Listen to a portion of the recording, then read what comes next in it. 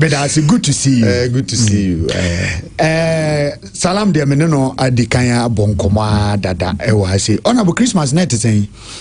Oh, na me adom you kwan dey say afi mo pressure no confirm kakra.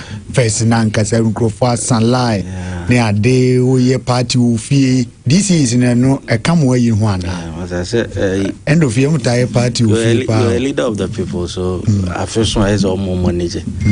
But I think they say that is a ofie. They are anticipate no.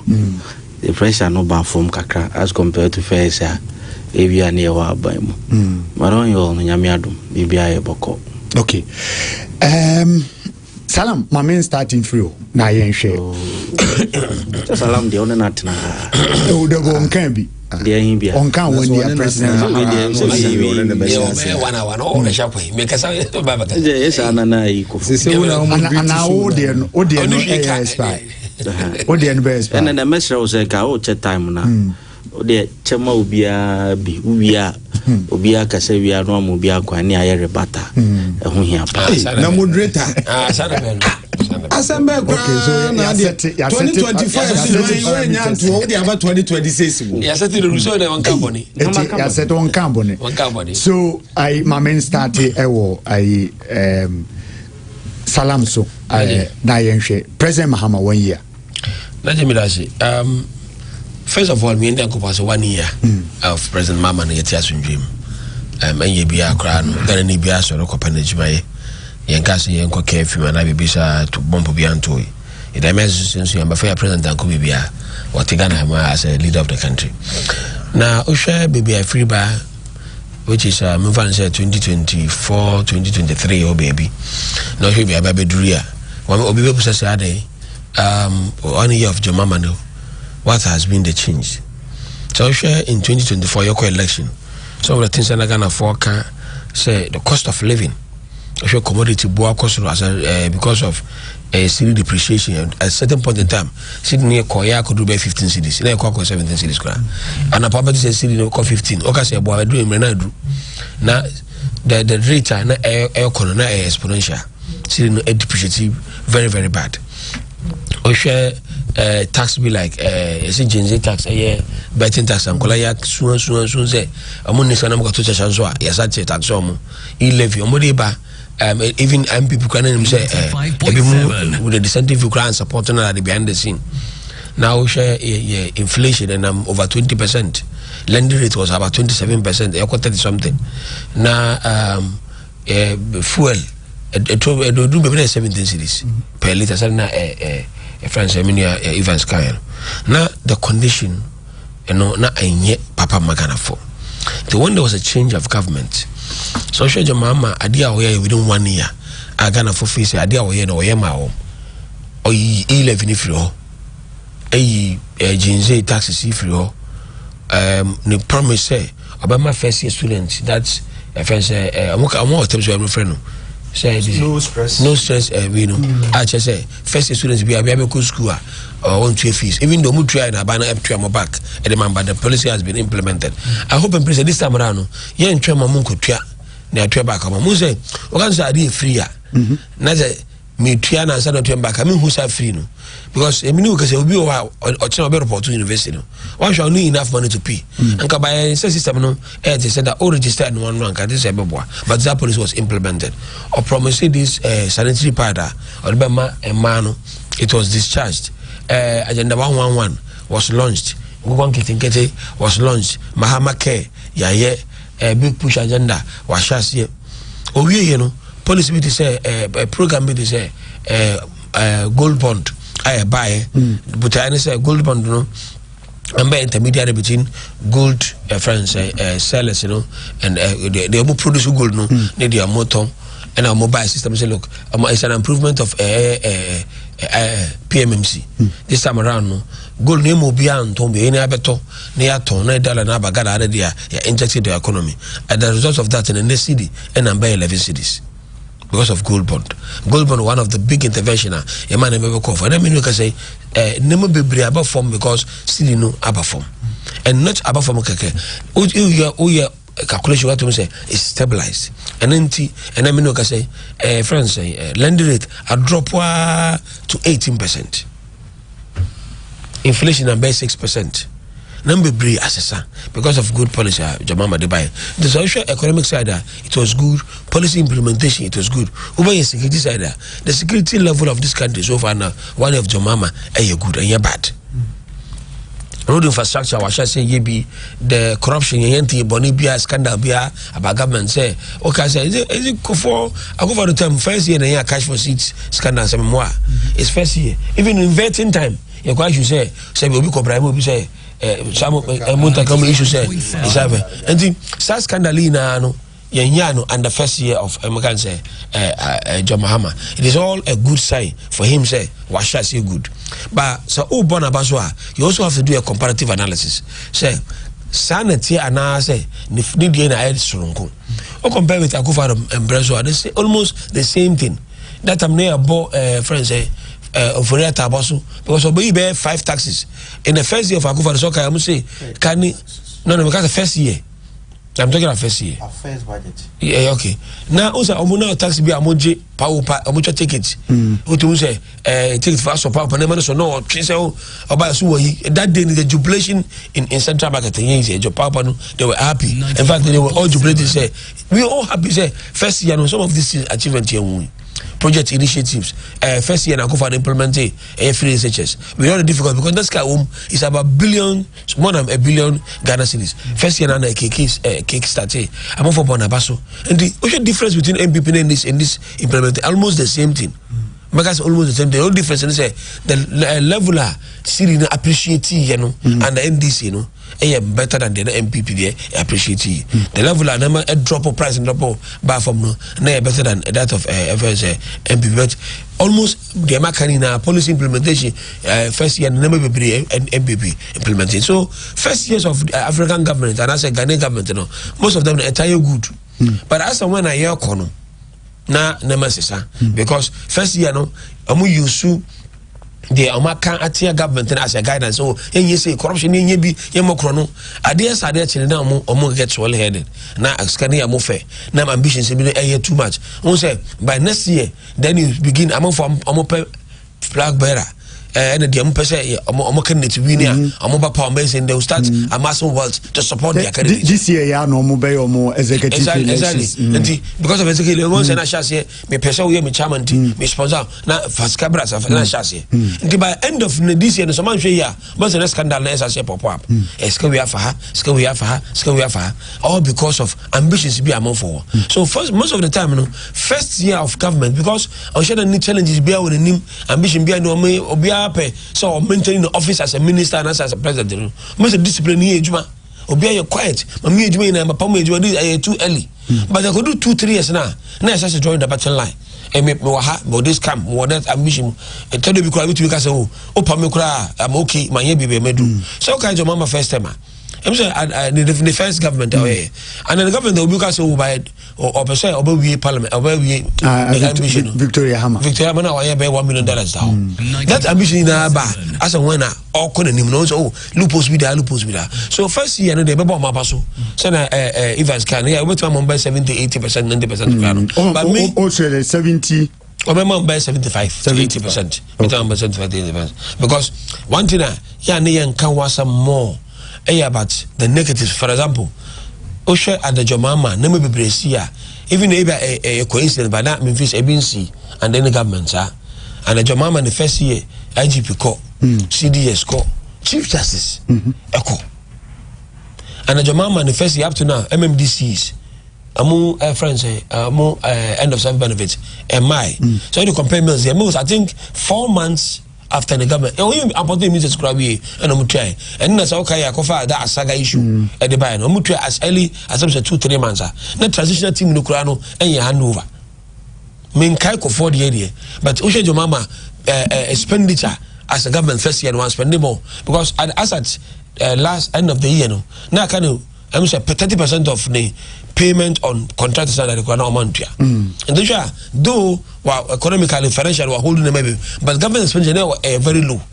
Or compare BPI, they have to pay over 700 million that year for free SHS. Okay. So mega say as a year kono ye be hwe family me first year more obiara because your track record say obiara first year no he looks very disciplined physical way disciplined but adie chi adie sa no na na massa so this year now more major event like contest in national no ye be hwe how they will hold themselves to it na e be hold e be share. Okay, me dance. So Evans Emma 80 to 90%, Sechi 70%, and Haji Abdul Salam 75%. Honorable. Yes, Emina. President Mahama, ne first year in office. Former DC Minmiso Sanso, an astute businessman. It's how many minutes? 8 minutes. How many minutes? No, Okasa 9 minutes. Okasa 9 minutes. So, okay. Of 10 minutes. Overrating it. Edika Mamencha on Otifo. It is a Facebook Live on Zobam, the other kind of warrior for. Yeah. Echa obi biara na ejidi ezenya mi adu bi ahoye na onse mesre minu amoro me be kasei honorable moro meba honorable na ne time aso enti said ye ma salam no ye nye say onim se ono mi metima ye de echezi kilos enti ne obi anya hwe wa start communication strategy obese me point amazon what distort maka kire no odi omi ana no. Okay, so honorable into you Omampanyi John Dramani Mahama ene ye na afi pepepe a usai se Ghana mampanyi na also young rating no. Okay. Me rating na mama no 45%. 45%. Yeah. 45%. Na the so when you be score mark 45. Pass mark. When there be average 45. 45. 45%. And the bema Ira John Dramani Mahama na Adentia. The entire member no 45% no and I may baby chimu de ache yetifwe.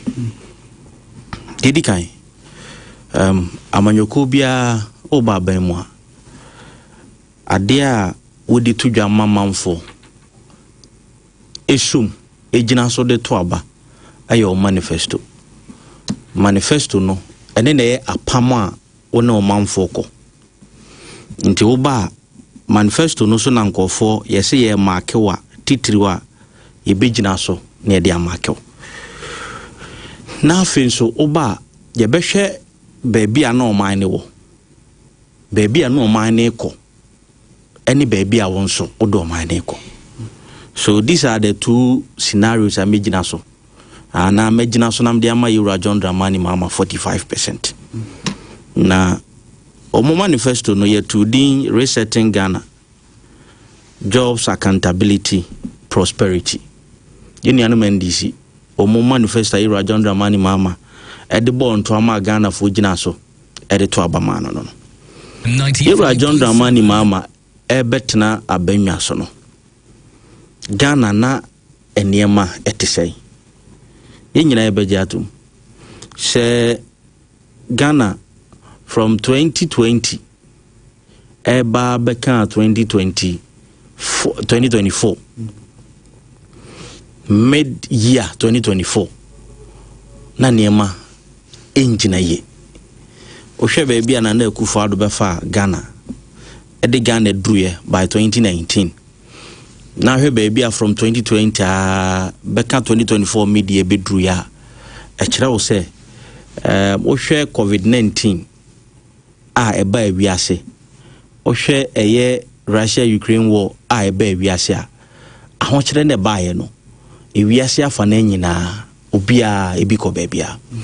You can have your issues about ebia how na Akufo-Addo manage the economy and ebia how inflows be a buyer as a result of COVID no yentimi am managing you can have your issues about it, but no kure woman say the Russian-Ukraine war any sebi COVID-19 buyer no e affect wiase economy na Ghana na ka ho bi na Ira Nana Akufo-Addo befa Ghana benwa no 2016 by 7 January 2017.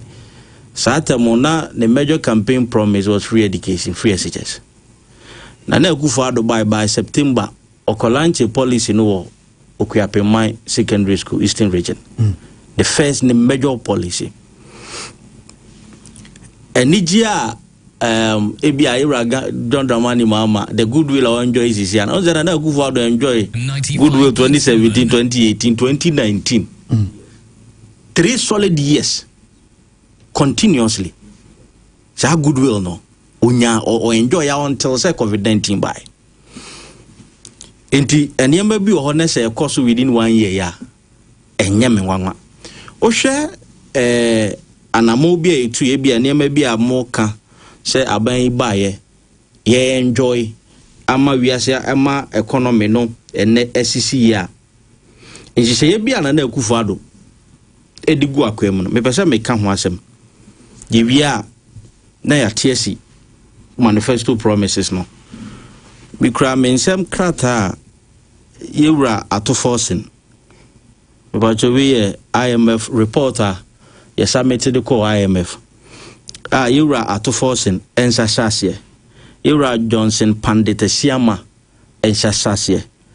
Ene aban we enya ahotoso abakwan ofaso di edidi esika because adie bia na da aban a etwam so no oyi firi ho ma no and aban no da aban no paid for it politically and then aban na nya fiscal space a otimi spende abra ne ho nkyere no that is because of anamobia na Akufo-Addo aban etwato 95.7 DDEP buy there are certain things that a cost aban de twam DDEP asema yeken ye nyina nim that domestic bond exchange program no e buy no sebio say awumu a aban edu maka ye twentwen ye no mo kasa is okay ye twentwen sika no ko nim kakra na aban no enya ahomene kakra no ntue sika ne kakra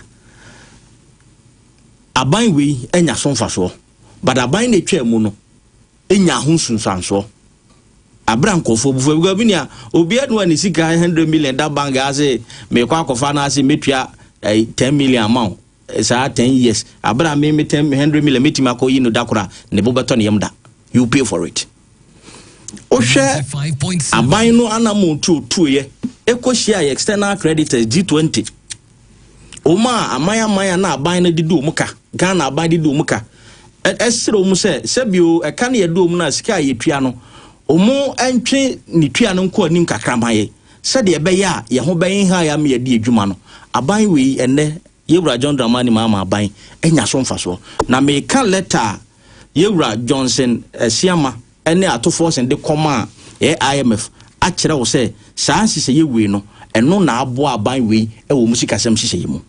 It's one of the reasons. Okay,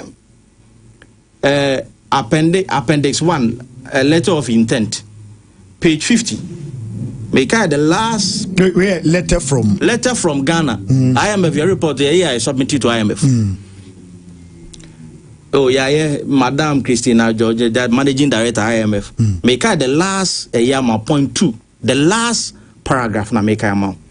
Or see, following completion of our domestic debt restructuring in 2023 and of the Eurobond exchange last year, the memorandum of understanding between the government of Ghana and its official creditor committee under the G20 common framework was signed by all parties in January 2025.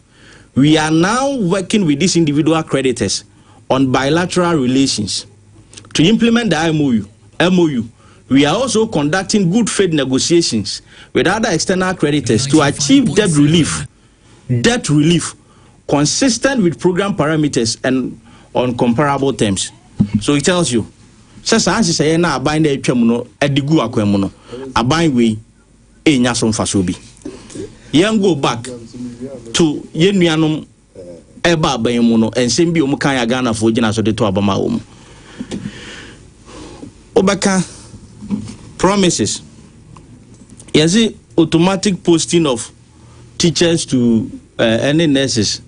Me no ka say a teacher for any nurse for tifi omusu impost to omu.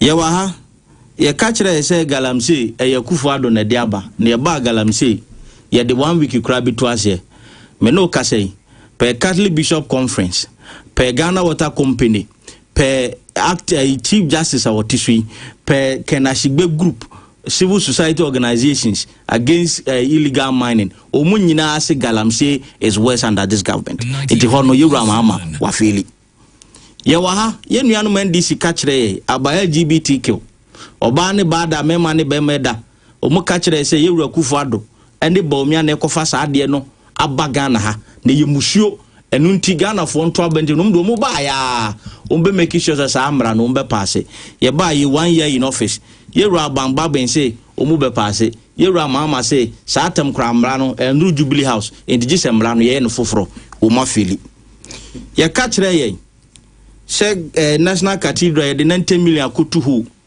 na ye ba ya ye beche omu a wasofofo anu mudi anim ne yewura kufu ado ne nkofo nyina ye bejeli omu me no ka say auditor ebaye kire se bibia amfa babia me no ka say 1 year ye prosecute obia o ma feli Ghana fo gina so de to aba ma omu me no ka say ye kan ora ho asem operation recover all loot enu akra de yewura domolobo o se o ka je yi say Ghana fo abamu ye bu because omu ba ye ka say $20 billion nkofo wieska o be kwa akwaje aba 1 year in office ye hu no hwe aban ne ba ya omu so no modi aban sika no mu gina court no o file no prosecute eyi omu nyina akoy. This is a minute, a minute. Aka say 1 minute. Oh, dem mami 2.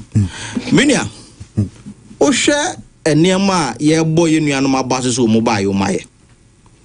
E na ma compare ensemu bi omu kan ye. Me no ka say obi a oto abama NDC. Enema a omu gina ase de to abama NDC. 1 eye adwumasem. Adwumasem ena Ghana mabunu gina ase de to abama NDC. Hweye nuanu ma NDC manifesto resetting agenda eni minu ya na ma bia kire no. Ye ka kire ye say 1 24-hour economy. NDC major campaign promise 24-hour economy. Me no ka say 1 year ni 24-hour economy no ye nte ho asem. Omo ka kire ye nuanu mabunu ma wie school say de wote kwada so municipal assembly no we kwa nopa adwuma na nopa obi be ye be employ obi ye be fo obi adwuma mo no so aba awia ne anwumre ne asafo obi adwuma mo na ba na adwone amache ye ka kire se Patazi High Street a omo to awache maami oto awache wa hei obeton bia nopa awia anwumre na adwo ahomache ye hunu bi enne Ghana mabunu esi apene 1 year ni ye hunu ho hwe omo ka kire ye so omo di bibi be friend adwuma wura ye be lanche no Prempa Assembly ho me no ka say 1 year Ghana mabunu adwuma wura ye be lanche ye Ghana mabunu ho hwe me no ka say omo ka kire so omo be train 1 million coders 1 million coders ye be train omo mabunu nya ICT skills me no ka say vie ba ko ni enipa ba ko kra in training no. Okay, I will give you another chance. Enti ma menko moro so mesan about 30 seconds me de manusie no ohwe yewura mama obaye mintimi nka se ne nemo a waye nyina 45 no. 1 local governance a sikana ye de ko ho na o matum no a ene ekọ the various MMDS mu di adwuma no it's a plus. Okay. Waye nti ano no ye bobo na baso me dash. Menso me dash ma menko Moro Yakubu eso Evans 80 to 90%, Chi 70%, Alhaji Abdul Salam 75%, Honorable Frank Adusipoku 45%. Also be rate President Mahama say. Ya me shira ba me enchia wo de wotiefo ne ahwefo omajebre etie ne ensa mo official pa.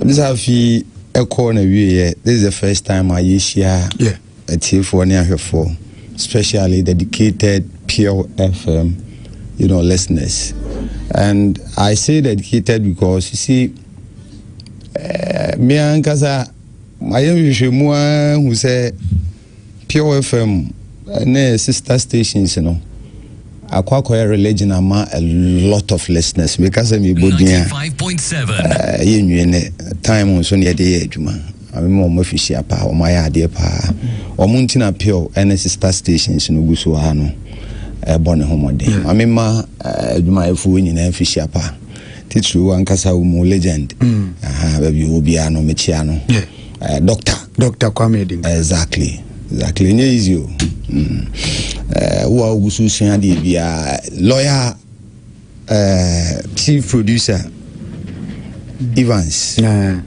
o say bunsu baby obia no mechia no future lawyer na o kaime eniema bebre with the current youth yenya this time around unim ne omote omuti making kind to see analyze eniema ni Jandam is dead on arrival. Jandam ewu tina Evans rate 80 to 90 na mi aminu rate 45 na ne mbia or de Emma 45 no baby otumfo bo na wona na de pabia kwa akodi so no no MC common fund no ne ye design omo ho ba be si judge for adan so very bad governance was here by any you see it is about baby a war 95.7 anyhow as a resetting agenda no I catch up with you. It is almost with everybody. Nti onu so anya na de rate 45%. Say we fair. Eno tietie ye no de ne ma ni bi kan ho abia go be rate more than 95%. Ko local governance and go out me de my 45 bi a hey. Any others ni bi be kan ho de be kosro power na meboa. Ono ana e kan asem o. Yes, I'm okay. Was it baby Odima president Mama 45 no cry local governance? To the others never can hold the idea. So, and I'm very happy say Onwa I can say President Akufo-Addo enjoy goodwill for 3 solid years. Why? Because Ghana for who is here, the Amuma was here, ma obre.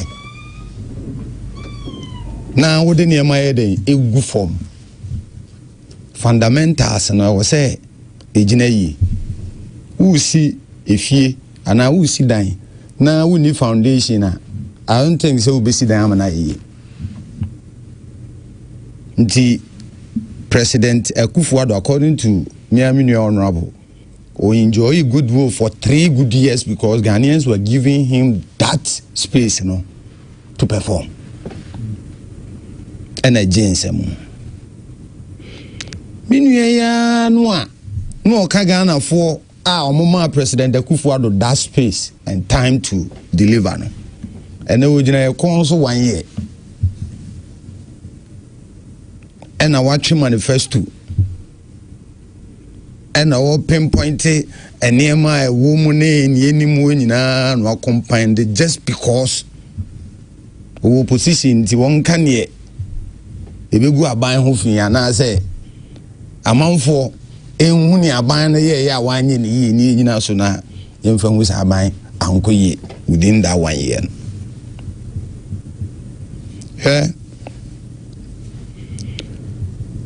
95.7 Amemu ye de hye won sa wo ba enye new creation o yenti asem ni yo o me create bibia fufuro. It is not only by your manifesto now because your the status quo is there.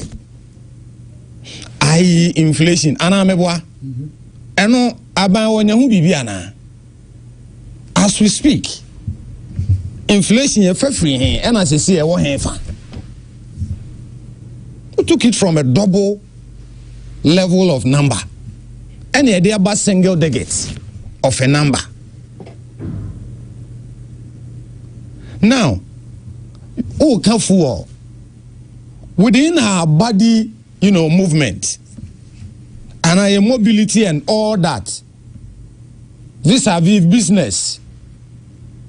Nema yebeya, yedebe boa, yedada, abra bono ne all that. We fu free mo enyi. Yebe tu fu ewo henfa. Yeah, but 2017, and I was saying 11, 12.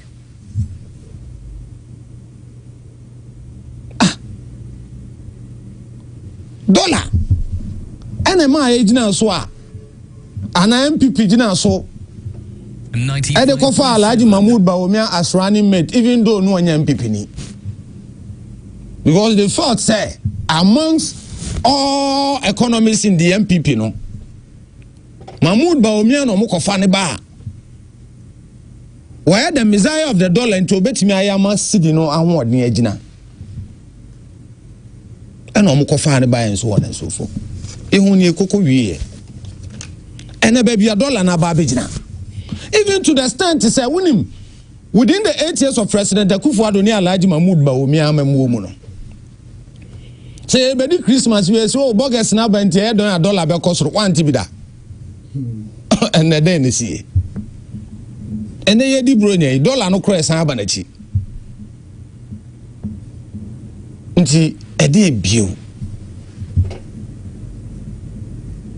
scandal free government 1 year mudie na enema chese enema hunyan ye the president asi wona ebiti ne nchemu ebiti na nim ne ade ne agisika won ho asi wona asofo scandal free government. And Alhaji kan no, we should build upon it. No na me bompa say betimi ato aso ama etimi akona ni mebeboa.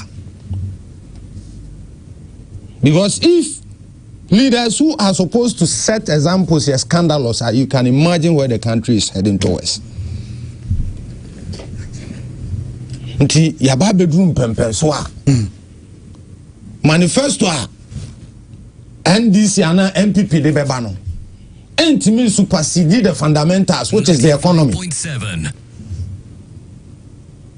Even for 1 year ya wo de pese ya manifesto mu bibia etimi wie no enema ne bebre ho a wo kan ya, we have initiated them. Amamu no so se ama ye mfie nan ana meboa ani ade ye ho adwuma. 5.7. Kodasi a wo kan wasemi, you have never tried to find out how it works. And I say, not a single person. Meanwhile, you better if you do Malaji, you can bear me witness. Emma, a legend, Dr. Baby Obi Amecha, I can't tell say he has read through the policy and he understands training the best starting next year, which is this year. And yet you keep on complaining about the same things. It is a typical example of, giving a dog a bad name and hang it. No matter what it takes. And found in your president, Mahama Memo, Edia Bregana for Nema or Moka, and then Christmas, traffic and stone Negusu and people have enjoyed this Christmas. Omu bia che. And you mean did an aquam, and then I meet you now. What I say, Bibia no abaya yamanaba from better near Mano Yantity, so near the new chrono. I know, Mistress say, ya driver for especially, and then you will let be. Meanings are also one be from certain drivers, be our moon say they are concerned about the fact, say, I was say, more drivers, Kasi can be the Diamana so Munyai. Because a lot of the things are by and I knew to a more higher benefits. Ntia wunya say still na no case kan ye besa to because e dura nimra e binu mu charge o mo de charge amanfo no easy say ufri ai Roman hell kwa ato nso a nka typically e dia 4 cedi 50 pesos e dura nimra wonim ne omo ye obejina wa brewery 5 cedi opa fo mpa jai brewery it is a wo kwa ato nso a what it means they say obeba abesi brewery 5 cedi no asan fa bia to so probably one way abesi to 5 cedi me one abanya ya mafu la ye abafom. Okay, pass spare pass boa normally you obekwa kokra wo the dollar na be ni nyina bo ayede abafom. Eti what we are trying to say is say wo mo a ekofa ba ne wo mo eton no so nyede, and that is the conversation and trickle down to exactly, the ordinary exactly Ghanaian. It is not about what you are saying and a manifesto man. Whatever the manifesto is, it cannot be implemented in just 1 year. When governance or government have been given to the NDC led by President Mahama, okay, and now people, unim, adia bakwa on, say, Abba Ghana, aya conversation pa, Sabi. One more NDC for crown lady President Mahama Tete me boy catch me. Edi na mana banisa. President Mahama ni eboni ti so 2016. I am then a 50 quotes. And your man almost sick of me, Babesu, and any man, and it's sick of us now. I cannot. And NDC for if you want more NPP, NDC for her, Kwame A plus. I say, Kwame A plus or NDC. Oh, Kwame A plus NDC.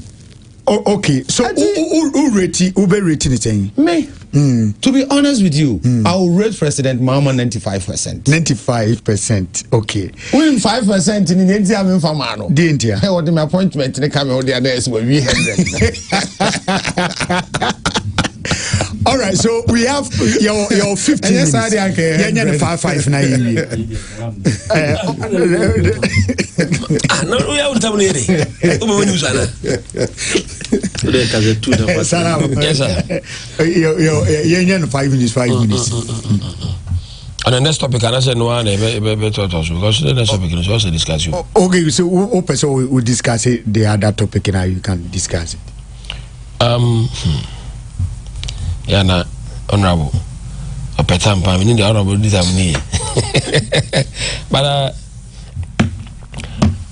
but person me share MPP race in kakra. Me interested on because of time no ekwa banina no. Maybe CCC I say ye teach ma adwin ebaso. Na no me hu videos bi efa MPP race na me nyere se manage ho.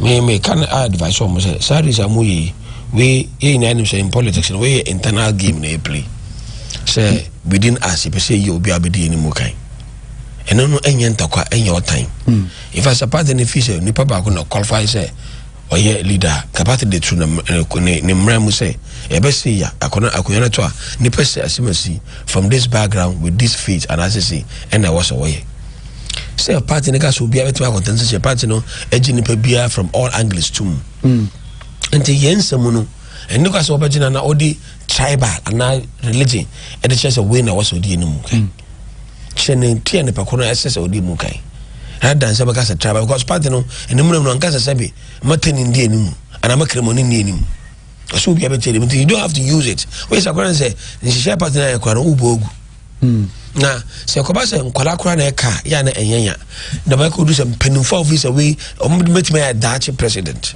the be catch am for say they work can neno I don't know the bobo water ochira yeah police ayi na ayi fi say I can say everything and go away but that microphobia on ne all Ghana memoir o ka say won contest position cross flag bearer be ga say masa menko wona no say ne nia bi a wo de na di no enya dia Ghana for magina too and the message MPP before a election ne yako within MPP enye bibia ya hu bi dawo and the for public ya hu tema friends professor Eduwa him no kofomu ya hu kofo na kofado mu ya hu akofado mu ne alanchire matimu ya hu ni pa ya campaign ya bibia but the moon go to this tangent and then was a minister who be my video is one bit or guy be the alastate I will go study in odwan fita that was say odubodua say attach ya asembia your friends say corona japoka fa no say no kan say no kra odina jaka wetrim ene na abusa for ina abudua ma video oba bi ka say eye Samira wadeti kedra Japonda ena no mi sankotia enia sticker abon for say oh we there rise to a level of PhD, a deputy minister of finance in the second term of our parliament. Sticker has been an acting regional organizer of MPP Tawa Minino. Minister why you politics? Minister politics in 2009, 2010, baby. I'm just a share radio. Next sticker, but I say, oh, on the club, baby, Nimdia way na no, and maybe we do some Kakufa do per se. Obe financial minister. Obi ka say on penny on friend room. And to catch up for some you. And this sticker telling us say can the Japan bear flag bearer. No, in their bear a French minister there. 7 tough for in idea among mom appointment. Is that what he's saying? And as this is say, killing the bear print there and I say, I can't phone Kwana Numbejba. And as a steaming I catch and say, Steka can say send Akufo-Addo pa me win dia and I no see no for so because he's selling asset say Akufo-Addo win I no mean say no nya bi say Saturday and the call for so Akufo say ba me win primary dia and then the tiati because the call for to aba man abra no say okoye MP a won minister and say bia ye kasa ye hwe yi okay me yana me kan okra yan ko pa na me witness sa asem no ya wonyai politics ya sort of them na dey bia so yes I preach una nkwa nkwa na ka no mu jira so dem no mu jira ba kwa sana be ya say aso no nkwa na se woni mi say na wonyai obi aso mi yami but to bia nipa efom ma obi no a wetu aka so we so aka on from A to Z ka na kura true there's no human creation so be ka na kura apart from nkwashofo yankopon yi omo no apart from conversation yankopon yi omo no me na normal human beings we do make us we dey o ka na kura from A to Z it doesn't happen and the man for the make catch omo say omo hwe ni ye say to no bia say omo so present omo ase omo ye we omo wi no omo wi a proper election no yeah me da say honorable okay me me da say be say Ira Mahama dwumedie afia na me kansim na mpese me kansim bi kakra dedi kan ohwe Bank of Ghana annual report and financial statement Ira Johnson Esiama ade buy in 2024 for 2024 page 20 under foreign exchange market no Bank of Ghana Governor Jitu mu say CD appreciation no started on the 4th quarter of 2024. It's a fact. Na sometime no na Euro about the policy be buy gold for reserves na boy sika no si echiban. And you too good from the large scale mining companies near the go di dijuma. You know buy no so debi the PMMC no be convert na ko gold board na gold board no ato gold no di ama aban no na anokro ni say one no cause scandal be no I chance Ghana gold ye to yama obi over $1 billion $1.214 billion owie ya gold or the buy near $1 billion. IMF say $240 million no. Ghana boka. You could be say you see company back when friend Bawa Rock. Bawa Rock from 2015 you register Bawa Rock company. Bawa Rock tax the highest tax Bawa Rock get MIGR in route 10,000. Bawa Rock from NDC buy from 2025 but Timitria GRE 824,000 8 billion company na Timitria even 10,000 ya come Ghana sika dia mano awodi to good yes wonu nkwa ne to good ha scandal bia no chance ha but e ba ye no yenuanom ayedin na me ya na ka say yes good board ba ye to good na me na say yenti first no bia yenye PMMC ni nkukuru sika ma PMMC na PMMC empire aggregator no mumfa nam galamsey mining sites no mum to good ni emfa mra ni emfa yenkipu bi ni enkoto bi amano ne de hwan aban be ne ntimi wan ntimi ba wonim se wutu sa na mo na galamsey no na o say Ghana nsase ena me no ka say Ecuador this year be overtake Ghana as the second highest producer of cocoa. Meno ka say European Union aka kire ebo Ghana kokko say ya hwe ya afi ye niema ye mfudi e de cotton no European market last 2024 mfudi e de call the European market $3.2 billion omo be bande because of galamsey. So the galamsey na ye hu ni say ye to go ye di gold board to galamsey gold no ye ni age no esunsun sanso ne bi no eminia sa oba na ze o mambeti tax so na manfo hwan ha o mo minia sa uyi e-levy free ho na di d-levy ba why dey -1 + 1 is 0 uyi betting tax free ho now also the sports fund dey ba why dey -1 + 1 which is 0 ye nuanom edurume bi na omo ka ensem bi o ha ya na onza okaza na se ne mabo e form nenzo go for entitom ne ma so Bank of Ghana rate dollar na say 10.0 10.9 let me correct figure no more. Me no ka say businessman Ben say so up $20,000 and $10,000 the Accra ne ma ko banga ne banga de be ma no. As at yesterday na buy near 10.59. Yes. Eti dia me pesa me catch one say businessman bia no ha okọ the Eco Bank okọ Stanbic okọ Fidelity say okra ne ma from US and China na okọ akopesca $20,000 na ye de be ma no. Obekọ akosesa no black market. Na black market no bisa say rate ni da say 0.7. Eti wo the 10.5 no be calculation. Na me mako black market. Na mako to no 12.8 and you expect me say me ba meti me niam aso. Na how dey do aboka? So until say buy no ebe regulate the black market. Na say ye pe dollar ni bia businessmen benya bi at the banks no de wo ye nyina no e hwe boada. Okay. And what we say there is no way will be businessman ebe no ate ne niam aso da. Hwe de ye kan nyina no.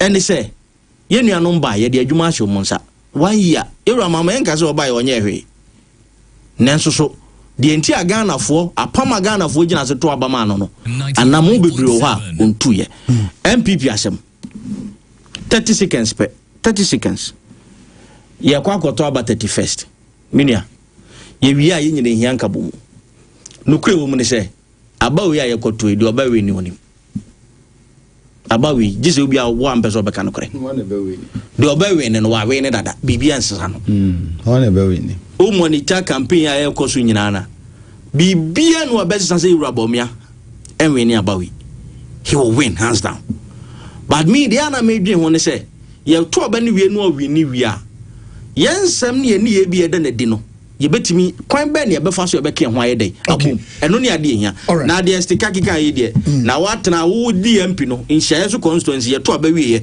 na baumia nya vote che wo asa na MP baumia a wa ma ha a mefa patase anya campaign na nya vote che wo a wotea and you go and blame him Moro fire ya me show take it so your friend is say honorable oye adwuma baumia pa ha o man 5 minutes you know for the 2 seconds when I do mama about me all about NDC so na sana beba no o mama bia ho ehi so na ya ye o modwuma no useless the campaign crane here be said that no me catch we say it is not about elections in the MPP I was almost na say na omo bu NDC MPP ni nyina na omo san hye no foforo so na aboa wo was see MPP na me hu no de wo so penka bomu na say wo candidate ya wo kana say me na be wini dia ene wo boa wo nya sa anka bomu unim ne ntia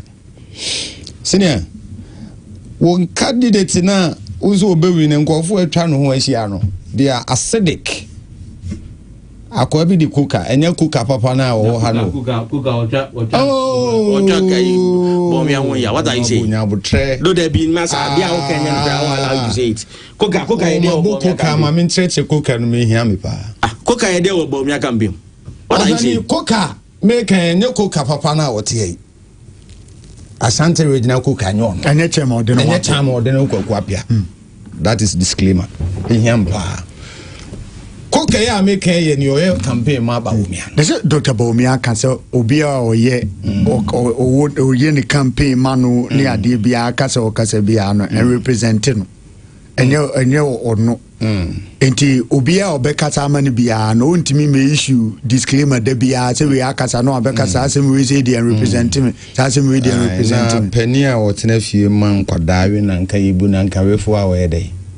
Si edi nkomo na anya meso wonyima baba na mi bisa o say oh ya dia obo ya campaign ni udi nkomo ze bia koka ye e kasa ma gidio kwa e kasa ma bia koka ye ho campaign so you are saying say nkrofo na atwa ne ho ahia no exactly koka atwa ba omi ho ahia enanu mitie Canada Japan eno mo busa ne say on say hwan why no cry then say me nim the okan wasam say me nim the okan Kennedy Japan why okay what does there be man to the okan what does say nyame Israel the mbetimi dey Kennedy Japan me cassette ya no me bisa so we say na say na bandai rerani mo be no say ne NDC for no adan suban papa edi no ebe ye dia maye e be kwa try your best oh na so we dey nyane kan ro nka wo kan say be kwa wo say na me nko kan na me nya the 10th sin of 11th sin of Kennedy Japan.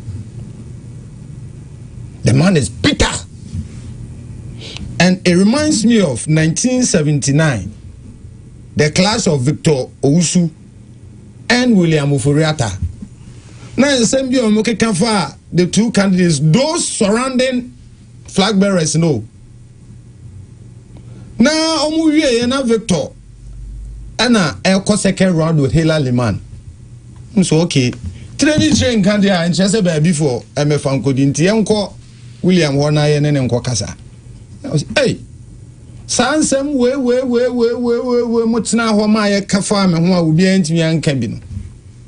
Me ye dey sam ti koduru ho. Ana mo de mo nko. Ade atinya no du begu le delis no so obi ankoto aba ma Hela Liman. You have a disorganized MPP that should have organized itself before flag bearer race. But according to Womoha, say system ni kura womo say yaman kofu ya nkwanko to abana Alhaji Mahmood Bawumia e person winning o mwini. Yaman wamango to aba. Nti se to abana wie na o candidate ni winning, there is no peace. Okay. Because obi mfasi kan kwasha ade emu. Na e be ni e tintim ne nsa. Ade ni na ya wo ne ka fa na beti. Bisane sa ye nyina ye ntena so. Bisane o ase dun kete anazo wo nyina na. No nye wase. Ma me na mo ase na ye mfensi. Yebre na so dada. Dabi misra producer. Me producer gina ha. Me so me MPP se MPP se.